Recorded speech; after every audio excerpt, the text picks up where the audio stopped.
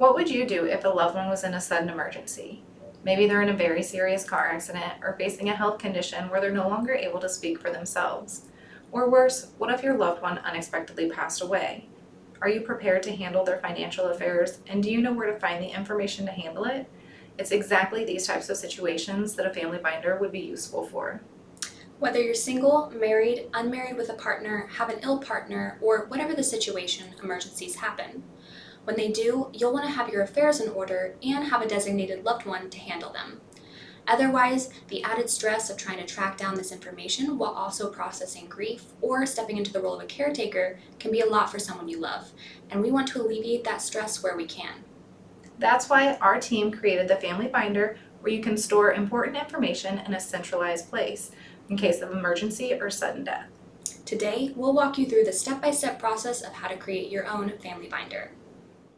It's important before emergencies arise that your family binder be completed. Your binder should be kept somewhere that's easily accessible, and it's important that you share the location with at least 1 to 2 trusted people. This could be your children or maybe a friend. Just say, hey, if something were to ever happen, go to my closet and grab the family binder. It will tell you everything you need to know.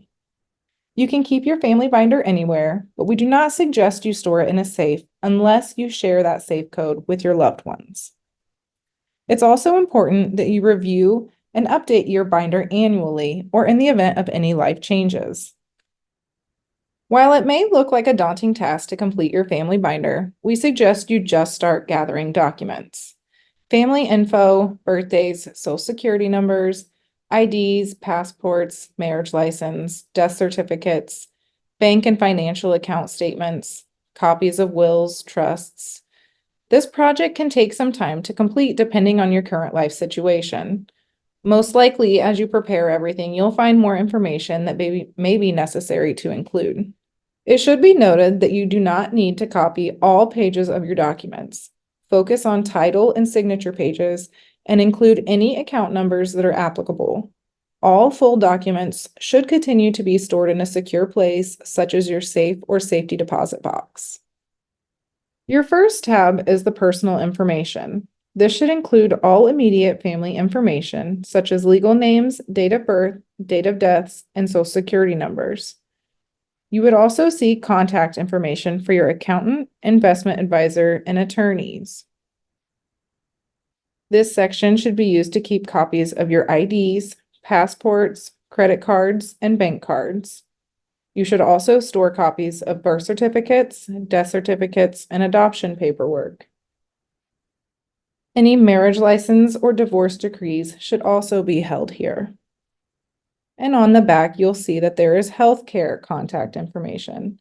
You can use this for primary doctors, specialists, dentists, or insurance, or medication information.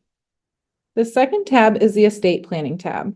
Here you would keep copies of any wills, trusts, and POAs. While we like to see the information on the overview tab, we do suggest you keep a copy of the front page of each of these documents in your binder. The titles of these documents can vary, and the correct title is extremely important to have. If you have a signed copy, you should also add the signature page and dated pages, but it is not necessary to include the entire document. It should again be noted that you do not need to copy all pages of your documents, but focus on title and signature pages and include any account numbers applicable. The third tab is for financial information. This should include any bank accounts, 401k, pension or investment accounts, CDs, stocks, bonds, or Social Security statements. You should also include any death certificates or paperwork associated with any inherited accounts. Debts should also be included in this section, such as credit cards or loans. Your fourth tab would be used for real assets. This would include physical assets such as real estate properties or mortgage, rental properties, maybe RVs or boat or motor vehicle registrations. This could also include farm or other equipment. Your fifth tab is your password keeper. In the event of an emergency, it may be necessary to have someone else accessing your accounts. It is important to share those relevant passwords with whoever may be taking care of things for you in your time of need. This page is a good place to store passwords for accounts such as emails and blogs, bank accounts, social media, online file storage, home alarm codes, or computer, phone, or tablet codes, and also your safe code.